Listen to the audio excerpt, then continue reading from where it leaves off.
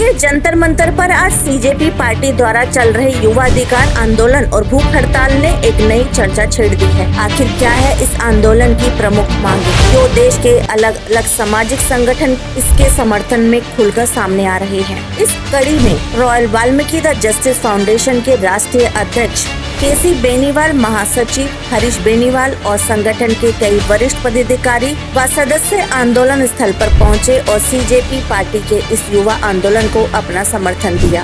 आखिर मन से क्या बड़े बयान दिए गए? आंदोलनकारियों ने सरकार से क्या मांग रखी और क्यों यह आंदोलन लगातार लोगों का ध्यान अपनी ओर खींच रहा है?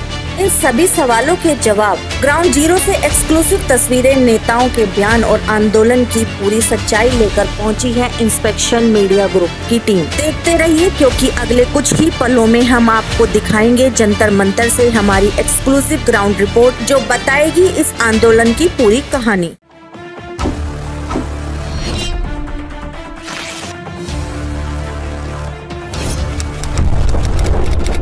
नमस्कार देशवासियों, भारतवासियों। आज हम दिल्ली के जंतर मंतर पे पहुंचे और हमारे साथ कॉकरोच जनता पार्टी के इश्यूज के पर रॉयल द जस्टिस फाउंडेशन के राष्ट्रीय अध्यक्ष, उनके राष्ट्रीय महासचिव, उनकी टीम यहाँ पर आई हुई है। मैं उनसे पूछता हूँ कि आपका जो समर्थन है कॉकरोच भारतीय जनता पार्टी को लेकर, किस तरीके का और क्या इसके आगे आपकी सोच और विचारधारा है? आपको इंस्पेक्शन मीडिया ग्रुप से में स्वागत है। केसी बेनीवाल जी, अभी जो ये धरना प्रदर्शन पिछले कई महीने से चल रहा है, 1.5 महीना हो गया तकरीबन, तो इसके अंदर जो हो रहा है देश के अंदर, और ऐसी एक उम्दा चीज़ है जिसे मेडिकल कहते हैं, मेडिकल साइंस, अगर उसके अंदर इस तरीके का भ्रष्टाचार होगा तो लोगों का जो इलाज है, अगर नकली तरीके से भर्ती किए जाएंगे और असली को नकार दिया जाएगा, पेपर लीक कर दिया जाएगा, बच्चों के साथ दुराचार, भ्रष्टाचार, अत्याचार किया जाएगा, मोदी मीडिया जो कर रही है, इसके लिए आपको क्या कहना है?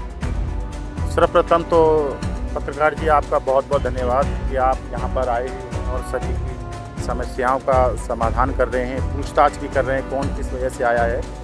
मेरा नाम एडवोकेट केसी बेनीवाल है। मैं the justice foundation royal army का राष्ट्रीय अध्यक्ष हूँ। जैसे कि हमें पता चला कि सीजेपी पार्टी वालों ने यहाँ पर एक धरना दे रखा है और धरने का एक विशेष मुद्दा, जिससे शिक्षा किसी देश का, किसी परिवार का, किसी समुदाय का एक भविष्य तय करती है। जहाँ पर शिक्षा ही सही नहीं है, जहाँ शिक्षा में ही भेदभाव हो रहा है, जहाँ शिक्षा के क्षेत्र में बैठे जो बड़े बड़े नेता, लीडर्स हैं, वही अगर गलत कर रहे हैं तो उस देश का भविष्य क्या होगा?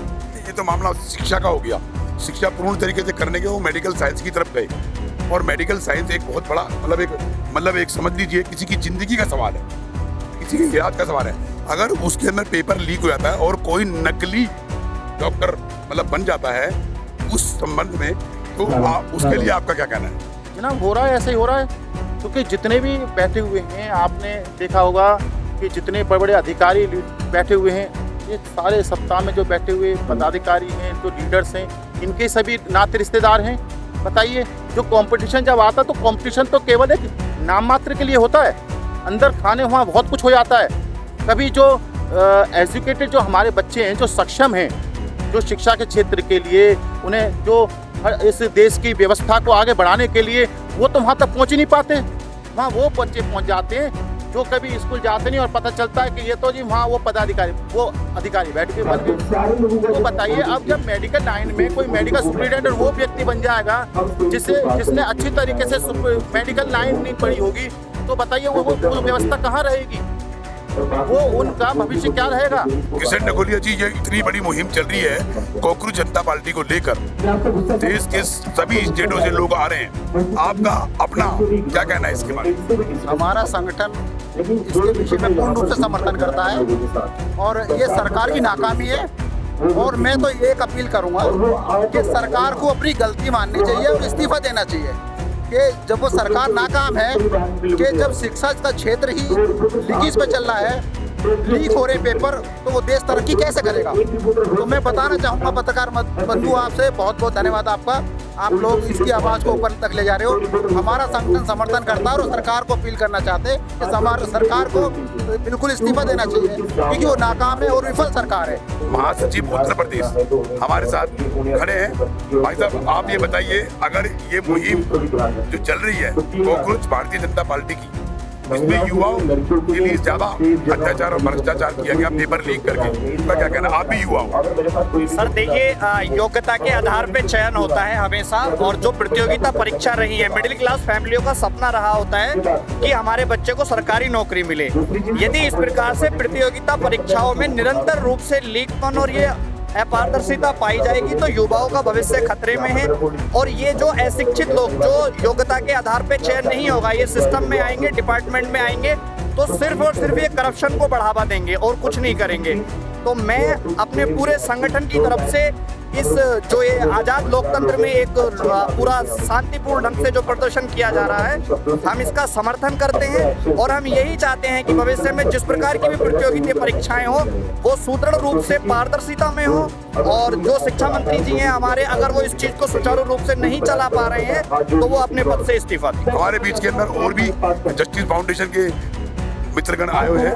मैं ये पूछता हूँ, जो इतना बड़ा भ्रष्टाचार है जो देश में चल रहा है मेडिकल साइंस को लेकर, एक डॉक्टरी की क्लासेस को लेकर, उसके लिए क्या कहना? मीडिया के माध्यम से मैं बताना चाहता हूँ, मेरा नाम हरवीर, रॉयल आर्मी का जस्टिस फाउंडेशन मंडल अध्यक्ष बरेली। सर, जो भी एजुकेशन के मामले में भी चल रहा है, हर चीज़ चाहे एसएससी हो, चाहे यूएससी हो, चाहे नीट का पेपर हो, लीकेज होता रहता है। लेकिन जब तक शिक्षा अच्छी नहीं होगी, हमारे आने वाला यूथ, हमारा आने वाला भविष्य, भारत किस दिशा की ओर जा रहा है, ये समाज को देखना चाहिए और सरकार को देखना चाहिए। क्या सरकार इसी बदौलत आगे बढ़ेगी? गरीब जनता के हिस्से की रोटी खा करके, गरीब जनता बारिश में, धूप में, कड़ी में, उनको कोई देख नहीं रहा है, उनकी कोई सुरक्षा व्यवस्था को नहीं। अब जो हमारे जंतर मंतर पर लोग इकट्ठे हुए हैं समाज में, हम चाहते हैं कि जो नीट पेपर वगैरह जो लीकेज हो रहे हैं ये ना हो। ये जो cockroach party Bharatiya Janata party का निर्माण हुआ, इसके लिए आपका क्या योगदान है? क्या ये बच्चों के लिए एक अभिशाप है? क्या ये बच्चों के लिए भ्रष्टाचार है? और आगे आने वाले टाइम के अंदर बच्चों के साथ होगा क्या? देखो, हमारी जो देश में सरकार आई हुई है, ईवीएम की गुंडागर्दी के बल पर, ईवीएम की गुंडागर्दी, ईवीएम के गुंडागर्दी पर आज जिससे ये बच्चे यहाँ पर बैठे हुए हैं, इनको इंसाफ क्यों नहीं मिल रहा? क्योंकि हेरा फेरी से आई हुई सरकार कभी देश का हित नहीं कर सकती। ये हमने थोड़ी चुना है, ईवीएम ने चुना है, और वो हमसे डरती भी नहीं, हमने वोट भी नहीं दिया, ईवीएम ने दिया। ईवीएम से हेरा फेरी करे, नोटों में खरीदे गए हैं, सुप्रीम कोर्ट खरीद लिया, इलेक्शन कमीशन को खरीद लिया। तो इसलिए ये सरकार हम पर ध्यान नहीं दे रही। हम बच्चे बैठे हुए हैं, पहलवान बैठे हुए थे, कोई ध्यान नहीं दिया, कितने मर गए, कोई ध्यान क्यों? क्योंकि ये गुंडों की सरकार है, ईवीएम के बल पर आई हुई है। इसको उखाड़ फेंकना है, जब जाकर हमारे देश में शासन व्यवस्था, प्रजातंत्र, डेमोक्रेसी जब स्थापित होगी, जब ये कॉकरोच पार्टी, ये नवयुवक इस देश को संभालेंगे, इनमें से ही प्रधानमंत्री बनेगा, जब जाकर ये देश उन्नति कर पाएगा, अन्यथा नहीं कर पाएगा। चारों तरफ त्राहिमाम युवाओं के साथ भ्रष्टाचार, अत्याचार, तभी कॉकरोच जनता पार्टी का निर्माण हुआ। और ये देखने वाली बात है, अगर मेडिकल साइंस के अंदर पेपर लीक होता है तो नकली और असली का फर्क ही क्या रह गया? मतलब एक स्वास्थ्य के साथ भ्रष्टाचार, अत्याचार।